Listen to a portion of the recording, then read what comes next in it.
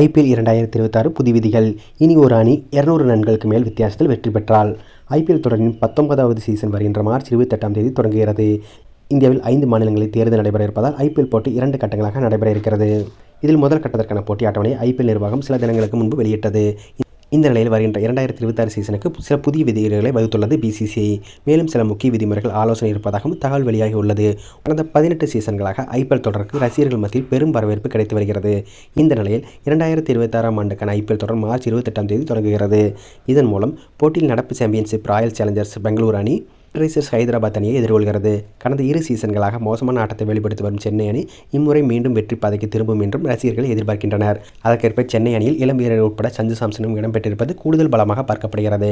ஆகையால் ருத்ராஜ் கெய்க்வால் தலைமையிலான Chennai super Kings அணி தோனியின் வழிகாட்டுதலோடு இம்முறை கோப்பையை வெல்ல போராடும் என எதிர்பார்க்கப்படுகிறது.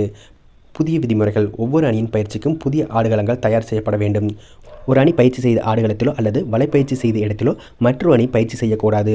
ஒரு அணி பயிற்சியை முன்கூட்டியே முடித்துவிட்டாலும் அந்த ஆடுகளத்தை மற்றொரு அணி பயன்படுத்தக்கூடாது. நடப்பு 2026 IPL சீசனுக்கு ஒவ்வொரு அணியும் 2 பயிற்சி போட்டிகளை மட்டுமே விளையாட முடியும். இந்த பயிற்சி போட்டிகளை விளையாடுவதற்கு முன்பு BCCIயின் ஒப்புதலை பெற வேண்டியது அவசியம். முக்கிய ஆடுகளத்தில் இல்லாமல் பக்கவாட்டில் உள்ள ஆடுகளங்களில் மட்டுமே பயிற்சி போட்டிகள் நடத்தப்பட வேண்டும். இரவு நேரத்தில் பயிற்சி போட்டிகள் நடத்தினால் 3.5 மணி நேரத்திற்கு மேலாக நீடிக்கக்கூடாது.